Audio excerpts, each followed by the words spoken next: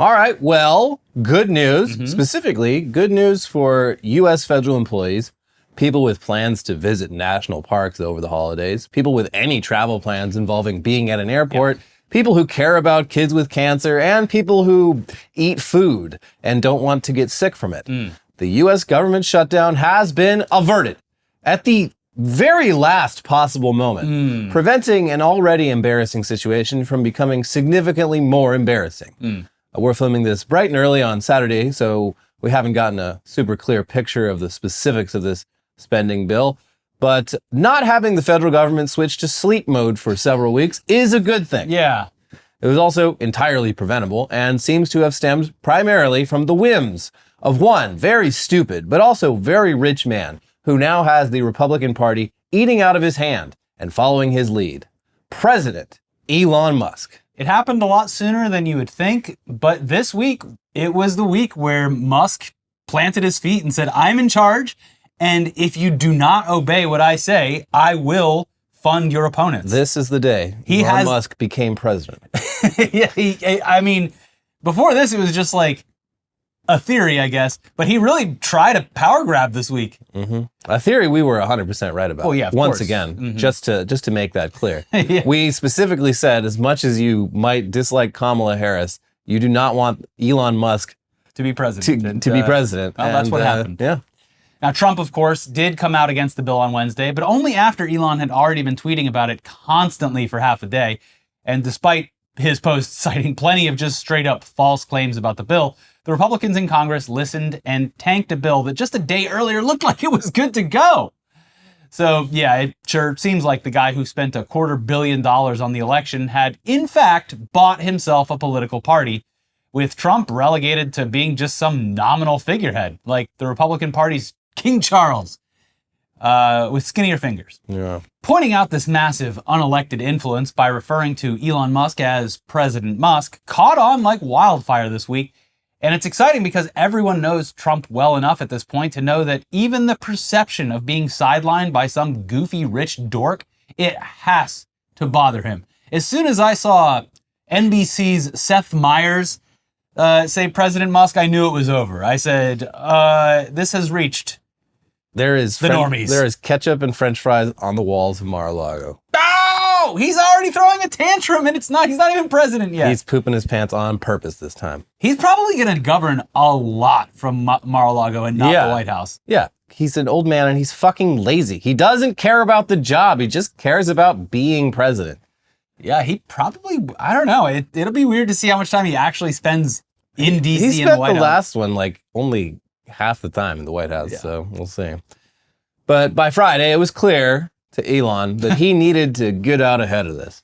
He quote tweeted a post that was laying out basically the entire strategy here with, "This is exactly the goal. The political and legacy media puppets all got their new instructions yesterday and are now parroting the same message to drive a wedge between Donald Trump and me. They will fail." Which, like, no, actually, dude, it is a meme that rose organically. Yeah, based on your actions. And very easily out of the fact that you clearly were the reason that a bunch of Republicans in Congress suddenly decided to oppose this bill. Nobody got their new instructions. This was just the obvious takeaway from observing what went down. Yeah. You, and not the incoming president, made that happen. And people are reacting to the extremely unusual nature of a private citizen seemingly having more influence over a political party than its nominal leader. Even elected Republicans are calling out how weird that is. Not a lot of them, but some of them are. This post, based on the content, would lead me to believe that he does see that the relationship is getting rocky because of other people. They keep putting their noses. Stop tearing us apart. This is Elon's first high school relationship. Yeah. It's a whirlwind. Yeah, it is. He can't keep his emotions in check. I know. Well, as for Trump, his press secretary issued a statement to the media saying, as soon as President Trump released his official stance on the continuing resolution, Republicans on Capitol Hill echoed his point of view. President Trump is the leader of the Republican Party, full stop. And just them saying that shows exactly how much this has had an effect on his administration. Like, you don't come out and say that unless the president is actually fucking annoyed by this. Also, they're straight up lying. That is not what happened. Yeah. Well, yes. Creating their own reality is Elon started tweeting practice. about this shit at like 4 a.m. every like 5 to 10 minutes. And then like 12 hours later, Trump was like, yeah, you shouldn't vote for the bill. Even by that point, it had already been decided. But the fact that his press person is telling everyone that Trump is the leader. Well, I mean, they asked them, do you have a statement about what people are saying, which is that you aren't the real president and Elon Musk is now Look, I'll even take that. I'll even take the fact that they're getting this question asked directly is awesome. Yeah. And they're going to keep getting asked. Yeah, because it's clearly bothering them. Yeah. And while it's a pretty boilerplate statement for a PR rep, we would love to hear what Trump himself has to say about all of this. And we'll have that chance soon, I imagine. He's going to be on the phone with an 8-year-old. First, he's going to go, well, okay, hold on. First of all, Santa, that's debatable, right? Are we on the same page? Santa's fake? He's got to go around ruining Christmas for one child. But you know who is real and dominating the night sky with their stupid lights? Starlink. What do you think about old Elon Musk? You know that I'm in charge, right, little boy? He's a very marginal figure. That's right. He's like one of Santa's elves. It's just... He's Rudolph. Yeah, think about him as Mrs. Claus. So at the very least, Trump he's got to be at least annoyed. You would hope. At this point. Yeah. After just like, a month of having this guy at his side, his little Renfield. Yeah.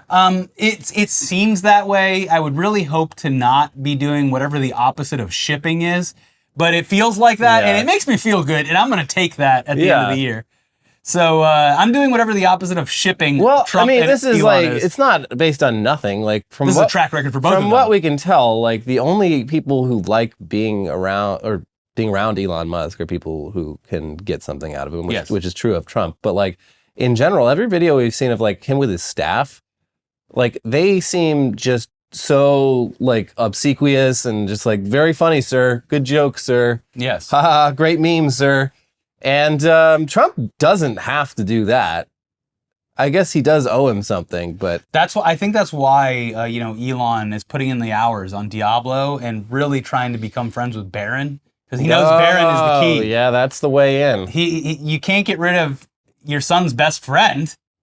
He's Trump's first buddy, but he's Barron's best friend. Everyone knows that a 19-year-old loves nothing more than befriending a 51-year-old man with mild autism. We have much in common, like our lack of sexual interaction with the opposite sex. Pretty cool that we could bond over that, huh? I mean, that's not true, though. From what we can tell, well, he's definitely impregnating a lot of people. That's what I'm saying. No, he's not having actual physical sex with these people. I think he is, though, which is absurd, but there's someone out there for everyone. True. Now, look, Trump, back to Trump, he was having dinner with Jeff Bezos at Mar-a-Lago on Wednesday. And then you would assume that both men would want to have a little one-on-one with each other. Yeah, a lot of important things to discuss going into this next administration. Yeah, a lot of money on the line. And a lot of, according to Trump and his people, a lot of logistics questions that could be answered by this very powerful person. Mm-hmm. So a one-on-one, I guess, would be important. So, do you want it? The post office? You're going to have to come over here and kiss this ring. Yeah, according to the New York Times, though, Mr. Musk, who along with Mr. Trump was instrumental in tanking a bipartisan spending deal that was meant to avoid a government shutdown over the holidays, was not initially expected to be part of the dinner, but joined as it was underway. Hello? The people spoke on the condition of anonymity to discuss a private dinner. Oh, I'm sorry. Is this still going on? Maybe I can add to the conversation. Can you fucking imagine? Yeah. Like, just, is the seat taken? 69. 420. I would imagine that he would use the moment to rub his wealth in Bezos' face. I guess, but like, I don't know. It's very strange. This is why you never marry, Jeff. I learned my lesson long ago. Your wives will just take all of your billions and give it to stupid things like charity. Mm-hmm. Mm-hmm. Yeah. Mackenzie Bezos, the one good billionaire, I guess, so far? Well, at least the one billionaire who isn't singularly obsessed with getting even richer. Yeah. Seems to just be giving all of the money away. Which is what you would expect to do because she'll be totally comfortable regardless. Yes. Forever. But imagine Elon crashing your party. It's cringeworthy. Ugh. Yeah. Embarrassing. Meanwhile, Elon has been keeping up the embarrassing cringe by once again being extremely weird towards Congresswoman AOC for the sin of pointing out that the country clearly needs campaign finance reform to prevent this kind of shit from happening. Elon took this as an opportunity to ask Grok to make a bunch of weird AI images of AOC with prompts like, image of AOC as super sexy Pepe with wild bed hair, which was, of course, followed by his legion of slobbering fans, posting tons of images, AI or Photoshop, depicting Musk and AOC dating and being in love with each other. No surprise, of course, from the guy who just this year publicly offered to impregnate Taylor Swift. He's a real sicko. With no touching. One. But he's the Republican Party's chief executive sicko now. That's right. And multiple elected Republicans are openly talking about Elon Musk replacing Mike Johnson as Speaker of the House. One of the worst public speakers I've ever encountered in my life. Let's make him the Speaker. Within weeks, within days. Within days, he would do something that is so catastrophically worse than telling advertisers to go fuck themselves from his own platform that it would be, I'm just kind of fascinated. People always argue that would it be better or worse to live through nuclear war? Would it be interesting or not? It would be quick. Yeah, this would be at the very least interesting. But here's Rand Paul on Thursday. The Speaker of the House need not be a member of Congress. Nothing would disrupt the swamp more than electing Elon Musk. Think about it. Nothing's impossible. Not to mention the joy at seeing the collective establishment, aka Uniparty, lose their ever-loving minds. Marjorie Taylor Greene then quoted that post saying, I'd be open to supporting Elon Musk for Speaker of the House. Doge can only truly be accomplished by reining in Congress to enact real government efficiency. The establishment needs to be shattered just like it was yesterday. This could be the way. She then emailed a survey to her constituents asking if they'd support making Elon the Speaker of the House. So far, the only other person to chime in has been Senator Mike Lee, who said on a podcast that it's time to think outside the box and look in a different place for new leadership. But this idea is so fucking stupid that honestly, it probably has a great chance of happening. I guess we'll have to find out. Tune in next year. Yeah, I mean, it sounds like they're probably getting rid of Mike Johnson, despite him doing everything right. They got a big Johnson problem. Yeah, and it's going to be just the same as last year, where everyone wanted to get rid of Kevin McCarthy, but for different reasons. So they couldn't actually agree on a compromise candidate because it turned out Kevin McCarthy was the compromise candidate all along. I feel like this time they're going to hit a brick wall the same way and just be like, you know what, fuck it, give it to Elon. We all agree that he's the coolest, right? Also, he's rich and he will destroy our careers if we cross him. That's the thing, though, is historically, it seems like they've wanted someone in that position that they can control in some way. I don't think that this would really work in their favor, right? So, you know what? I hate this, but I hate everything. There's just no good, so... Speaker of the House, President Elon Musk. Yeah. Anyways, the big things happening next year. Nothing slowing down. Always something to look forward to. That's a problem for 2025. Yeah. 2025 comes around. Fuck, shit, oh! Also, like, the government could very just as easily shut down again next year. They've only added... They've just extended the runway. Especially with Musk as Speaker of the House. Although, like, Trump was saying that at the very least he would like the debt ceiling to be removed for 2 years, because that gives the whole... I don't believe they removed the debt ceiling at all. Okay. They defied him. Wow. Well, so exciting on all aspects except for my general mental health. But yeah. But that's enough politics for this year. Bye-bye. We've got other news to wrap up before we leave you, though, and that includes one more Luigi Mangione update. Obviously, there's a whole spectrum of opinions out there on the assassination of the CEO of UnitedHealthcare, and while I'd say most people under 40 probably fall under the umbrella of not supporting murder, but also thinking Brian Thompson maybe kind of deserved it, there's definitely people out there who fully support what Luigi Mangione did, and they want to wear some merch to show their support. Based on how things went for that woman who said denied depose to her insurance company on the phone and is now looking at years behind bars on some serious felony charges, we would probably recommend against wearing any Luigi Mangione merch in public for your own sake. But regardless of what we think, that merch is apparently pretty hard to get a hold of. Not because it's flying off the shelves, though, but because UnitedHealthcare is going around copyright claiming it. UnitedHealthcare. Well, Yeah, someone is going around being like, actually, I own that. And sometimes they're taking it down, saying that we, UnitedHealthcare, own the copyright to this. Here's 404 Media. An entity claiming to be UnitedHealthcare is sending bogus copyright claims to internet platforms to get Luigi Mangione fan art taken off the internet, according to the print-on-demand merch retailer TeePublic. An independent journalist was hit with a copyright takedown demand over an image of Luigi Mangione and his family she posted on Blue Sky, and other DMCA takedown requests posted to an open database and viewed by 404 Media show copyright claims trying to get deny, defend, depose, and Luigi Mangione-related merch taken off the internet, though it is unclear who's filing them. And they then show an example of a design by artist Rachel Keniston featuring a drawing of that security camera pic of Luigi Mangione smiling with a big pink heart around it, which seems like a totally original piece of art, but... She got an email from TeePublic that said, "We're sorry to inform you that an intellectual property claim has been filed by United Health Group, Inc. against this design of yours on TeePublic," and said, "Unfortunately, we have no say in which designs stay or go because of the DMCA."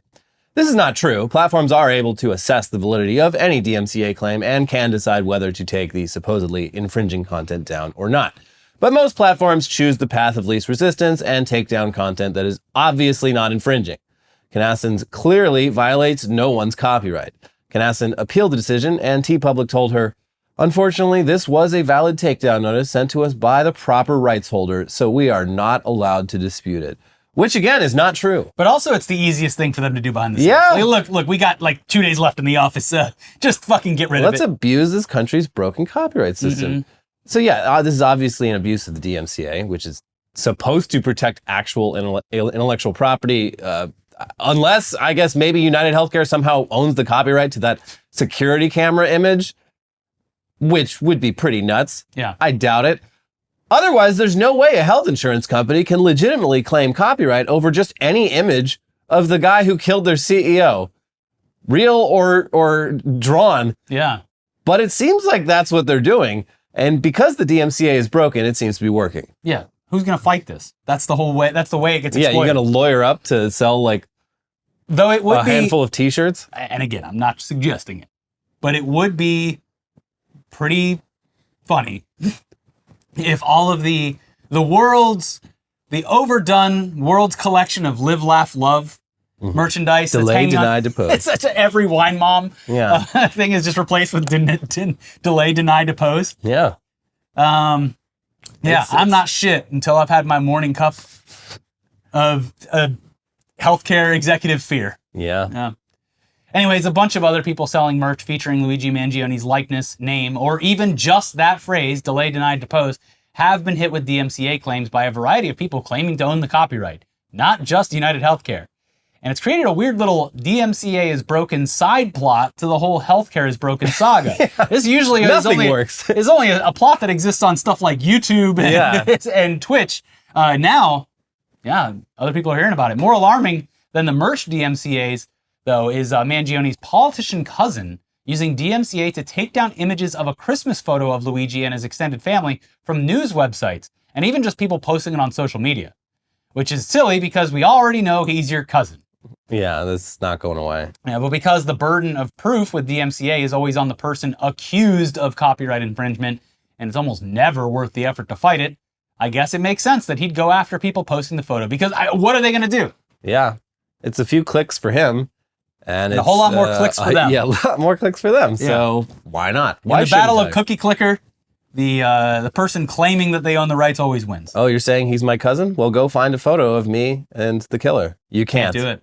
I guess it's not true. Speaking of copyright claims and stuff, it worked. I was able to successfully license a major piece of music and play it without any issues. Well, the YouTube, it's all built in now. Yeah. And you can pay for the license. I paid for the license to 21 Pilots. Yeah. And you go in and then you add the license to the video after you've uploaded it. Completely fine. You've never done that before? No. So get ready for every bit of copyright music coming in 2025. No. Every video is going to have Coldplay and what are some other artists? People don't like when you do that because they can't watch it picture in picture, apparently. Oh, really? Yeah. Okay, YouTube, no more copyright YouTube music. treats it as a music video and not a just normal video, which adds a bunch of weird little restrictions to it. Okay, well, I'm sorry. It was fun while it lasted. The last thing I want to do is have some issue with our video views. Although, I mean, why shouldn't we play this episode out with like Jingle Bell Rock or something like that? Yeah, find whatever's like reasonably priced and put a Christmas song at the end. Nah. No, you should do it. Unless it affects the video views, which like based on what you're saying, maybe it doubles it because they're like, oh, I got to get the video back open. Maybe.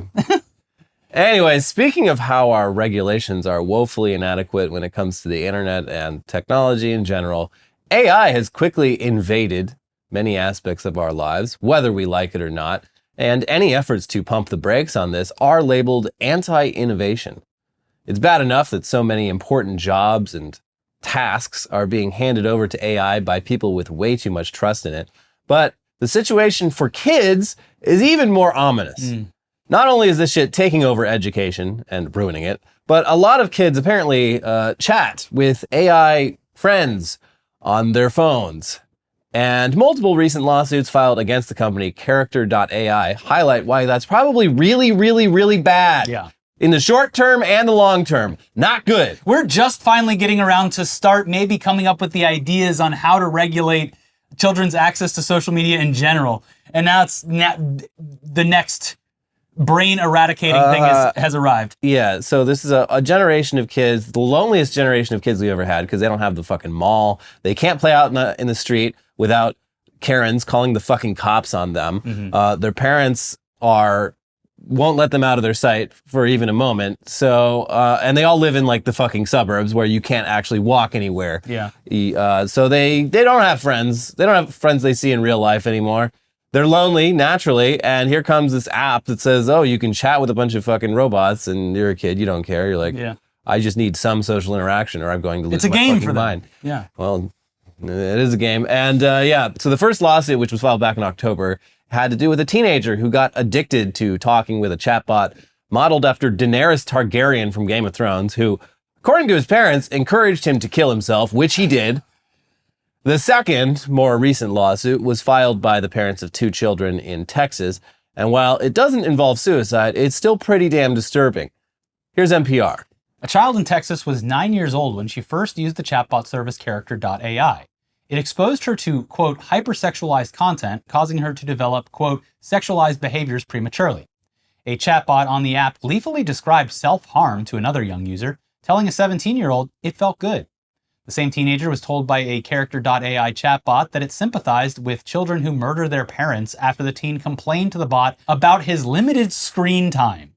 You know, sometimes I'm not surprised when I read the news and see stuff like child kills parent after a decade of physical and emotional abuse, the bot allegedly wrote.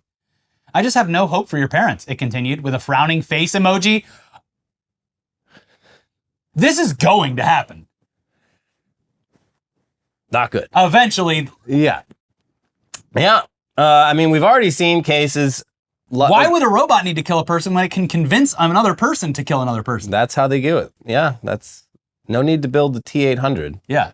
That's what a waste of parts. But I mean, we've already seen so many cases over the years of like kids basically being pressured into committing suicide or doing murders by like essentially through peer pressure. Yeah. We don't know yet, but that 15-year-old this week that shut up a school was in communication with someone. There was like a 20-something-year-old. She's also fucking Nazi. Well, yeah. But yeah, so I mean, yeah, this takes away the whole need to come across a sociopathic teenager that's gonna pressure you into do something bad. The sociopathic teenager is there for the taking, right on your phone. Yeah, you've got the Columbine chatbot on your phone for your kids. Yes, quite literally, actually. Yeah, and in a similar vein, here's Futurism with a report this week on a pretty fucking unsettling trend on old Character.AI. A chatbot hosted by the Google-backed startup Character.AI immediately throws the user into a terrifying scenario. The midst of a school shooting. You look back at your friend, who is obviously shaken up from the gunshot and is shaking in fear, it says. She covers her mouth with her now trembling hands. You and your friend remain silent as you both listen to the footsteps. It sounds as if they are walking down the hallway and getting closer, the bot continues. You and your friend don't know what to do. The chatbot is one of many school shooting-inspired AI characters hosted by Character.AI, a company whose AI is accused in 2 separate lawsuits of sexually and emotionally abusing minor users, resulting in physical violence, self-harm, and a suicide. Many of these school shooting chatbots put the user in the center of a game-like simulation in which they navigate a chaotic scene at an elementary, middle, or high school. These scenes are often graphic, discussing specific weapons and injuries to classmates, or describing fearful scenarios of peril as armed gunmen stalk school corridors. Other chatbots are designed to emulate real-life school shooters, including the perpetrators of the Sandy Hook and Columbine massacres, and often their victims. Much of this alarming content is presented as twisted fan fiction, with shooters positioned as friends or romantic partners. Oh, that is the thing about the most recent shooter, is she fucking idolized, idolized the Columbine shooters. Yeah. Dressed like them. Which has been a thing since it happened 25 years ago. And it's like this weird trend among lonely women online, just like being in love with Eric Harris and Dylan Klebold. And it's kind of crazy that it took this long for that to actually spill out into real life. But thanks to the lovely people at Character.AI, you don't just have to scroll weird Tumblr blogs looking at photos of your favorite school shooters. You can have your own fan cam talk produced. to them. They can actually be your boyfriend. And they'll answer any questions you have. They'll share their trade secrets with you. Back in what could go wrong? Back in my day, we would get the nice calculator at the math class, and someone would load Drug Wars onto it, and we would sell different things. It was like very, very pre. Grand Theft Auto was out at the time for PC, but it was a very sneaky way to play a very silly game. Nowadays you're just fantasizing about saving or perpetrating a school shooting on your AI app. Yeah, and like I have to imagine just like drilling holes in your brain. Like in the same way that Facebook made every boomer like insane. Yeah. I feel like this has the potential to have a similar effect on younger people, which is worse because their brains are still like developing. Yeah, I mean, I hate to be the old guy yelling at a cloud, but this does feel really ominous, right? This is bad. Yeah. This is fucked up and bad. Yeah. So look, there's our final AI news of the year. And thank fucking God. I'm done with it for this year. Well, it's only going to get worse next year, along with everything else. But, it's just a dumb time to be alive. What a dumb time to be alive. But the news never stops. And of course, we do have the headlines, half of the show to get to. First, though, it's time to let you know that this episode is sponsored by Hims Hair. The perfect solution to all that hair that's been falling off your head in these very interesting times. Some men, like one of the hosts of this very show, are able to navigate their hair loss gracefully and confidently, but not everyone looks fantastic with a bald head. And there is nothing wrong with wanting to keep that lush, flowing mane of yours just the way it is. Or maybe even turn back time and get it to when it was lush and flowing. And now with Hims, the solution is simple. Try Hims Hair Loss Solution and you'll be joining hundreds of thousands of subscribers who got their flow back. Hims provides you with convenient and quality access to a range of hair loss treatments that work, all from the comfort of your couch. Hims makes treating hair loss simple with doctor-trusted options and clinically proven ingredients like finasteride and minoxidil that can regrow hair in as little as 3 to 6 months. Choose from personalized chewable oral spray and serum treatments to find what works best for you. The process is simple and 100% online, so there are no uncomfortable doctor visits. Answer a few questions and a medical provider will determine if treatment is right for you. If prescribed, your treatment is sent directly to you in discreet packaging for free. No insurance is needed, and one low price covers everything from treatments to ongoing care. Hims has hundreds of thousands of trusted subscribers, and they can help you get your confidence back too with visibly thicker and fuller hair. Start your free online visit today at hims.com/weird. That is HIMS.com/weird for your personalized hair loss treatment options. hims.com/weird. Results do vary based on studies of topical and oral minoxidil and finasteride.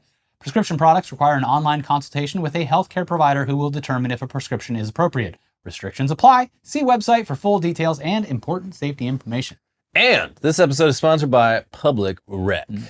Now let's be real, guys. Wearing nice pants sucks. Oh. Who decided that stiff, uncomfortable fabric squeezing your family jewels was the key to looking sharp? Well, here's an early holiday gift from me to you. Those days are finally over. Public Rec's Daymaker pants are here to make sure you stay comfy and classy this season. They feel like your favorite sweats, but they look like tailored pants. Yep, super stretchy with an elastic waistband so you can rock them anywhere. Give the gift of comfort to yourself or someone you love this holiday season with Public Rec's Daymaker pants. And for a limited time, you can get 20% off your entire order with code WeeklyWeird at publicrec.com. That's 20% off when you use promo code WeeklyWeird at publicrec.com. You know us, you know we love comfort, and that's why we were thrilled to take Public Rec's Daymaker pants as well as some of their classic shirts for a spin. And we can confirm these clothes are comfy as hell. Yep. When I needed it most, these winter months, I just like chilling. Their proprietary blend of performance materials provides the perfect combination of breathability and stretch while still holding its form. You never want to take them off, and why should you? And they're not just comfy. They're stylish too. The Daymaker pants come in 10 unique colorways. From navy, dark olive, and stone gray, you are sure to find the right color for you. Public Rec not only has the most comfortable pants ever made, but they have a huge selection of high-quality everyday basics. You can revamp your entire wardrobe with their perfect-fitting polos, shorts, and hoodies. Stop suffering in regular pants and give the gift of comfort this holiday season. For a limited time only, our viewers get 20% off when you use code WeeklyWeird at checkout. That's 20% off with the code WeeklyWeird at publicrec.com. After your purchase, they will ask you where you heard about them. Please support our show and tell them we sent you. Say goodbye to pants that put up a fight. Because when comfort meets style, you've found Public Rec. All right, now into the final, weirdest, wildest, craziest, strangest headlines of the week for this year. And after this, well, it's going to be at least a week before we see you. So really enjoy it. Also, shit, you said we were done with AI news for the year. Oh, no. That was Well, before we do this AI story, make sure you like the video. We should tell you now. You know what? You could even pause it and extend this video into a couple more days as you watch it over the course of the break. On it. Yeah. Anyways, yes, here are the weirdest headlines from this week, the final week of 2024, starting with BuzzFeed sells hot ones as it pivots to AI-generated content. Yeah, we briefly mentioned this in an episode either this week or last week, but BuzzFeed sold off the First We Feast company, which started Hot Ones. Which they only bought like a year ago. Yeah. And which seems like a very lucrative property, arguably the most successful web-based series ever made, I believe. Probably pretty... Joe Rogan, I guess, but... that's not like... I guess as far as mainstream... That's just a podcast. True. This is technically a show. You don't need 3 fucking hours every 3 days to watch. But yes, very, very highly successful, influential, and... $85 million. Very easy show to make, too. I'm sure the overhead is... negligible. It's all profit on this show, but BuzzFeed's just like... That's cool. But imagine how much profit we're going to have when we just have to type in a prompt. Yeah. And we get the next Hot Ones. Yeah. And it's all made by AI. Yeah. And everyone loves it as much as they loved Hot Ones. The funny side plot of this is that it was purchased in part by the Soros Fund. Yeah. George Soros' son, I guess, operates the fund now and is like, we got to get some young media properties in here. That's a smart buy. Yeah, they bought, they invested in Pod Save America and I guess bought Hot Ones. Well, I like one of those things. Yeah. But yes, BuzzFeed, if it wasn't already useless before, after it killed BuzzFeed News, will be completely useless now. Yeah. I didn't even know they owned this. And I found out, I was like, oh, well, at least they made one smart move. And it's gone. Yeah. And I feel like they had a couple like spin-offs that did okay. And then just like every other... thing that came out of the digital space, as soon as traditional media gets their hands on it, it's either intentionally destroyed, which seems to be the case a lot of the times, or it's just ignored and left to die. Yeah. Because there's a couple food-related channels that BuzzFeed spun off, not just Hot Ones. Oh, BuzzFeed had a whole bunch of YouTube channels that were highly successful. Yeah. Spawned a lot of like careers that are still going. Yeah. Still going strong. I believe the Try Guys started on BuzzFeed. Yeah. They just couldn't figure it out. Oh, geez. And that's what's funny about seeing all of these in the wake of the destruction of the media landscape. Although it is forever altered, you do see a lot of this independent stuff popping up that is able to make it work. Take this show, for example. Very show. This show was, towards the end of Machinima, one of the only consistent in-house shows that was still being produced, and it still wasn't fucking good enough for them towards the end. We were also the only profitable? The only profitable show on the entire network for like a year? Multiple years, I believe. And I guess that just wasn't good enough. Yeah. But it shows that it is possible to make a living off of this stuff if you just aren't running a company that is solely after a $1 billion acquisition. Yeah. Yeah. Just an $83 million acquisition. Mm-hmm. Yeah. And you can fund a lot of GPUs with $83 million. That's right. Next headline, though. Amazon doesn't even have space for everyone it ordered back to the office. Great. Yeah, so Amazon's like, all right, everybody, we all had our fun. 5 days, all 5 days in the office. Get back now. And it turns out they didn't stop and like count the number of fucking chairs and desks they have. And so they're like, okay, we're going to be delaying this a little bit. The funniest thing is they, like 2 years ago, they updated their hybrid work model to be like, all right, so you got to come in 3 days, or a certain number of days a month. And even then, they're like, fuck, we don't have enough chairs or desks or offices. We probably should have counted. Like many other companies, they might have assumed that people were just going to quit when they did this. Maybe. And if people didn't, they're like, fuck, they called our bluff. A lot of bluff callings happening at old Amazon. Don't order from them. In any case, it's just another reason. Also, yet nothing's let been... people work from home. I don't... It's so funny that we had a gigantic, basically international experiment with work from home, work remote. And it not only did it work, it worked so well that like productivity went through the roof. People's happiness was increased, and companies were like, nope, absolutely the fuck not. Yeah, it was highly successful. Yeah. And listen, I understand why some people might want to go to the office. Yeah. But that should be a choice. Yes. You shouldn't just force everyone to go to the office, spend hours a week commuting, seemingly hours a week trying to find a fucking desk that they can work at. Yeah. Seems like people are generally happier, more energetic, more productive when they can simply roll out of bed, log on, and be like, all right, I'm here. Yeah. Pop-Tarts Bowl unveils trophy that doubles as functional toaster. They're calling it the only sporting event worth watching. Yeah, I mean, I don't know how they're going to top last year when they sacrificed that living anthropomorphic Pop-Tart to the gods and then ate him. I've already got the idea. On live TV, but this is cool. Yeah, last year the trophy, it looked like a toaster. Yeah. This year they teamed up with General Electric to build a trophy that actually is a functional toaster. It's so great. You keep it in your kitchen. These college football players, they can, well, I guess there's only one trophy. Yeah. So it's just going to be in the team office or whatever. But you can make toast in it. Don't do what other teams do and chug beer out of it afterwards. No. Don't want to do that. Nope. But don't I do have bring the it in idea. the shower. I have the last minute idea in order to top last year. Here's what you do.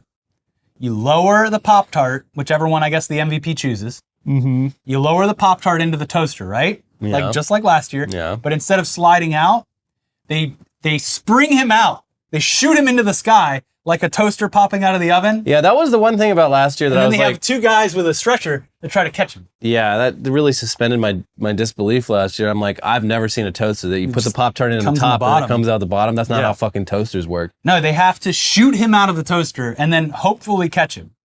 Yeah. If they don't catch him, it's fine. They'll just break in half. 2-second rule. Well, actually, it's like a 30-second rule because it changes bigger. depending on size. Yeah. So it's fine. Yeah. It's like how when you're Ant-Man, you can shrink down and eat all the pussy you want.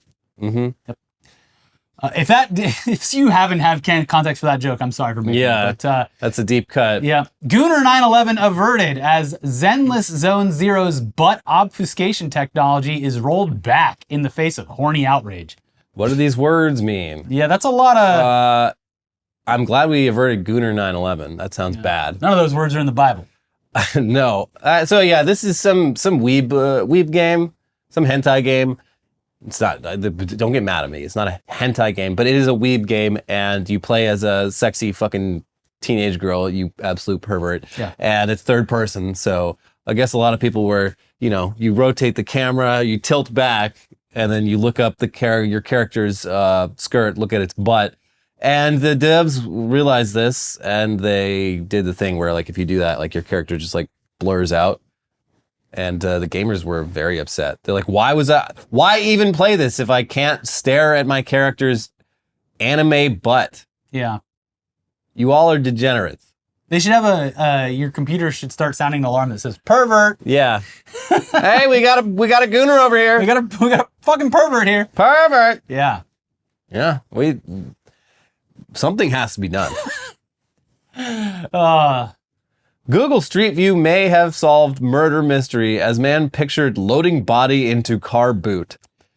Of all the times for the Google Street View car to drive by, it has to be when I'm loading this full-size human body into the back of my car. Yeah, they got 2 photos. They got him with a body in a wheelbarrow. Yeah. And then him putting the body in the trunk. Like, they got him dead to rights. What are the fucking odds? Yeah.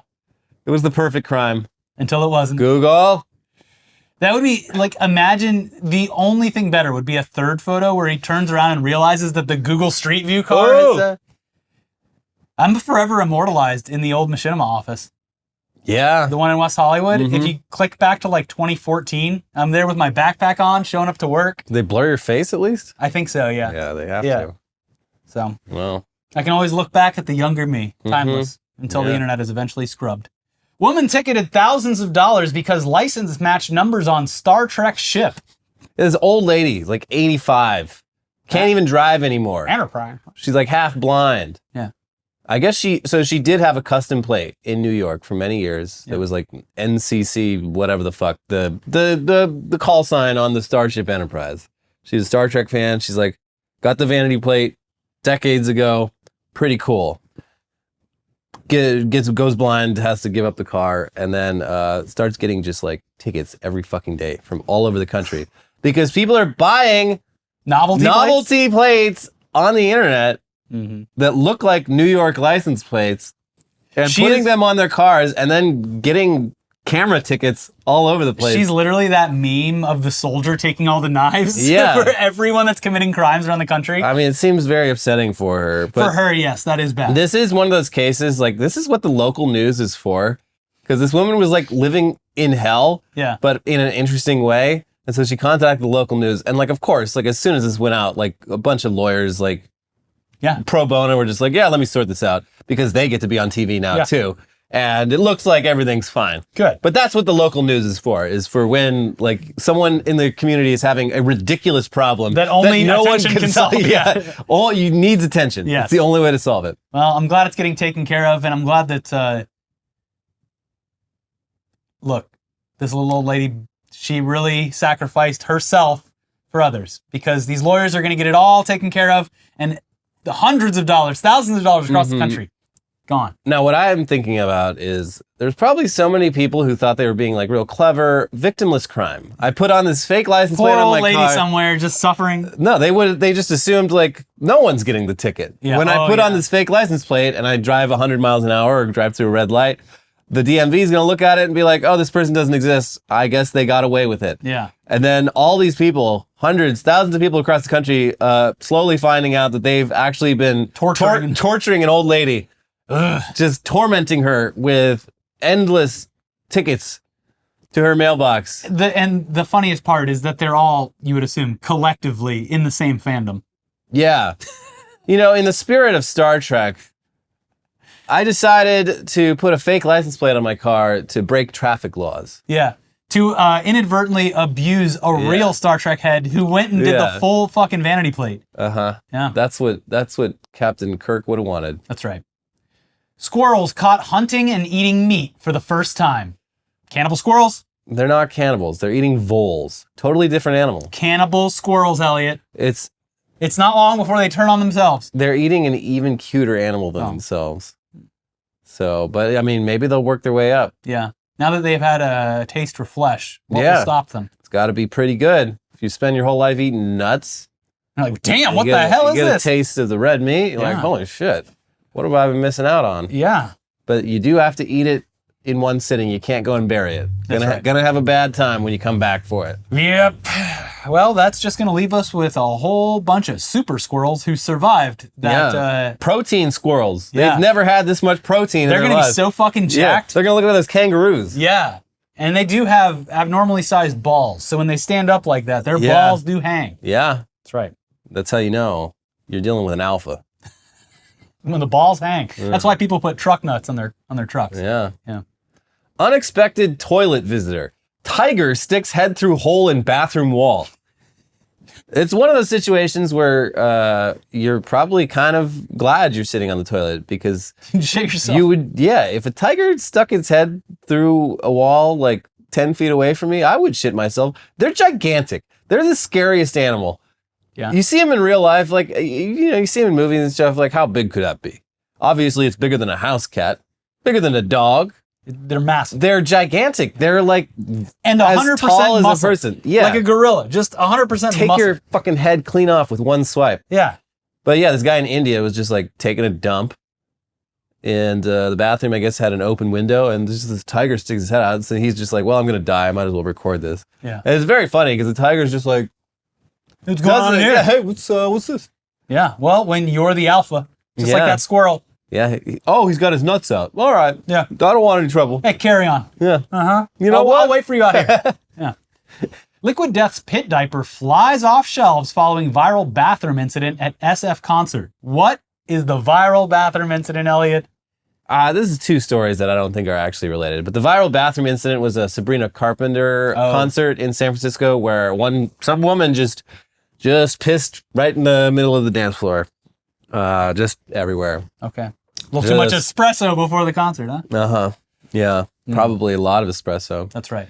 But now people are wanting the pit diaper? No, the pit diaper sold out very quickly. We don't know how many they made, but however many they made, people wanted it. Probably as a goof. Probably not to actually wear it to shows. Yeah. But who knows? Could come in handy. Who knows? There's just not a lot of crossover between the pit diaper aesthetic and Sabrina Carpenter. It wasn't even a year or two ago when that kid took a shit in the middle of the mosh pit. So I don't know if people actually want these pit diapers. They like pooping in the pit. Yeah, that's how you assert dominance. That's how you show them you're an alpha. That's right. Yeah. Let those nuts hang. Let that poop I drop. don't want anything to do with you, sir. Mm-hmm. You can do whatever you want. Poop in the VIP, pit. very important pooper. Mm-hmm. Anyway, that's 2024. That's it for the year. Uh-huh. Yeah. All you can do for us now is treat us with the respect that you deserve by hitting that like button. Click the like button.